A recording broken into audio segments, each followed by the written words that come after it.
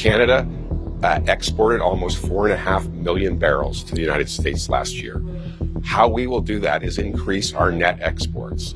We will do that by asking all of our producers to get to the maximum production they can and to delay turnarounds. We've asked our producers to delay those turnarounds so they can keep producing. Typically, a Canadian oil sands producer takes that turnaround time in Q2.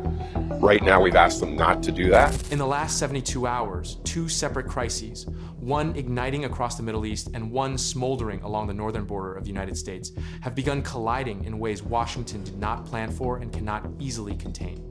Canada, the United States' single largest oil supplier, is now moving to redirect its exports. The country currently sends approximately 4 million barrels per day across the border to U.S. refiners. That volume represents roughly 90% of Canada's total oil exports. The U.S. has never had a more integrated, more reliable, or more geographically accessible supplier of crude. And that relationship is now under deliberate and accelerating strain. The trajectory traces back to early 2025, when Trump escalated his tariff campaign against Canada with a combination of economic levies and public statements dismissing the bilateral relationship entirely. His most direct summary appeared on his social media. We pay hundreds of billions of dollars to subsidize Canada. Why, there's no reason we do not need anything they have. He went on to declare that without American subsidy, Canada could not survive as a viable country. Canada, rather than retreating, responded by accelerating a strategic pivot it had been reluctant to commit to for years. That pivot is now taking concrete form. Alberta is actively exploring a new pipeline with a capacity of 1 million barrels per day running to British Columbia's northwest coast, aimed at exporting directly to Asian markets. Alberta Premier Danielle Smith confirmed at the Sierra Week by S&P Global Conference in Houston that Middle Eastern sovereign wealth funds and Asian investors have shown early-stage interest and could take minority stakes of 15 to 30% if the project advances. The Alberta government is expected to submit a formal proposal to the federal government in June. Canada's existing bypass route, the Trans Mountain Pipeline System, already runs from Alberta to the British Columbia coast, and it has begun changing the pricing dynamics for Canadian crude. Pipeline constraints had long forced Canadian producers to sell oil at a significant discount to American buyers, at times around $13 per barrel below US benchmark prices. That discount is narrowing as export alternatives expand. The compounding factor in all of this is the Strait of Hormuz crisis itself.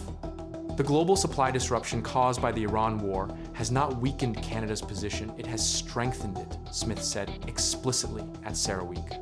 The Iran war has strengthened global demand for Canadian oil and gas. Global energy investors are increasingly viewing Canada as a stable, low-risk producer at precisely the moment when the rest of the world's supply routes are under threat, and that perception is accelerating foreign interest in Canadian infrastructure. The same logic applies to natural gas. TC Energy Chief Executive Officer Francois Poirier stated in Houston that the disruption to global LNG supply caused by the Iran war makes it more likely that LNG Canada's second phase will proceed. LNG. Canada's first phase, which began production in June 2025 near Kitimat, British Columbia, is the first major LNG export facility in North America with direct Pacific access, meaning it can reach Asian markets entirely bypassing the Strait of Hormuz. Poirier said, while just weeks ago analysts were discussing the possibility of a global LNG glut, the Iran war has highlighted the strategic value of LNG that can reach Asian markets directly without passing through the Strait of Hormuz. A final investment decision on Phase 2 is expected later this year. If approved, the facility's capacity would double. A second proposed project, KC Lissom's LNG, would add 12 million metric tons of additional capacity further north along the coast. Meanwhile, the consequences for American refineries of any sustained reduction in Canadian crude access are severe and structural. U.S. refineries, particularly those in the Gulf Coast and Midwest, are physically engineered to process Canadian heavy crude. The equipment configuration is not interchangeable. Switching to lighter grades from alternative suppliers requires years of capital investment and operational reconfiguration. The infrastructure dependency is not a policy choice that can be reversed on short notice. It was built over decades, designed around the assumption that the bilateral relationship was permanent. Inside the White House, that assumption is now being stress tested in real time.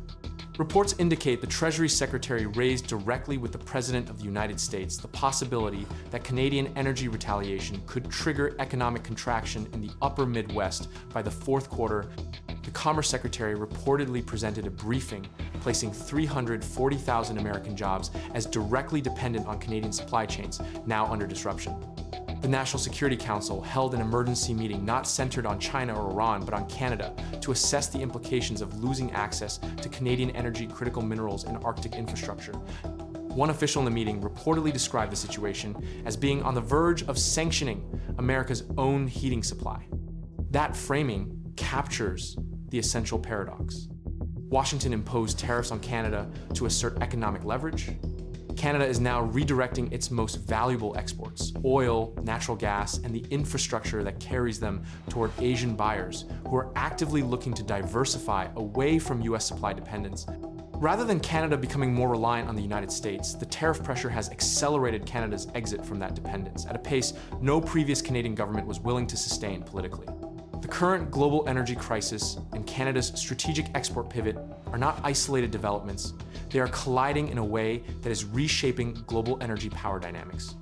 The disruption around the Strait of Hormuz has sent shockwaves through global oil markets, driving up prices and forcing major economies to urgently secure stable, long-term supply. In this environment, reliability matters more than ever. Canada has emerged as one of the most attractive energy partners, offering political stability, predictable regulations, and vast reserves. For Asian buyers facing uncertainty in the Middle East, Canada is no longer just an alternative. It is becoming a preferred supplier. This shift is being accelerated by major infrastructure developments. The Trans Mountain Expansion Project has already transformed Canada's export capabilities by providing a direct route to the Pacific Coast, allowing crude to reach Asian markets without relying on the United States. Looking ahead, proposed large-scale pipeline projects to Canada's northwest coast could push export capacity to around 1 million barrels per day, dramatically increasing supply flow into Asia. At the same time, the expansion of LNG Canada is positioning the country to become a major player in global liquefied natural gas markets, an area traditionally dominated by the United States. Together, these developments are laying the foundation for a long-term reorientation of Canadian energy exports away from North America and toward Asia. What makes this moment particularly significant is how it changes the balance of power between the United States and Canada. Historically, the US has been Canada's dominant energy customer, giving Washington substantial economic leverage. But current US policies, ranging from trade tensions to tariff pressures, have unintentionally pushed Canada to diversify its markets. Combined with the global urgency created by the Hormuz crisis, these policies have provided both the motivation and the opportunity for Canada to reduce its dependence on the US permanently. As a result, the United States is entering a far more uncertain position. Instead of strengthening its energy security, it may be losing preferential access to one of the most stable suppliers in the world. Meanwhile, Canada is gaining leverage, expanding its global reach, and locking in new long-term partnerships. This convergence of geopolitical crisis and strategic redirection could mark a turning point, one where North America's traditional energy relationship is fundamentally redefined with lasting consequences for global markets and US economic stability.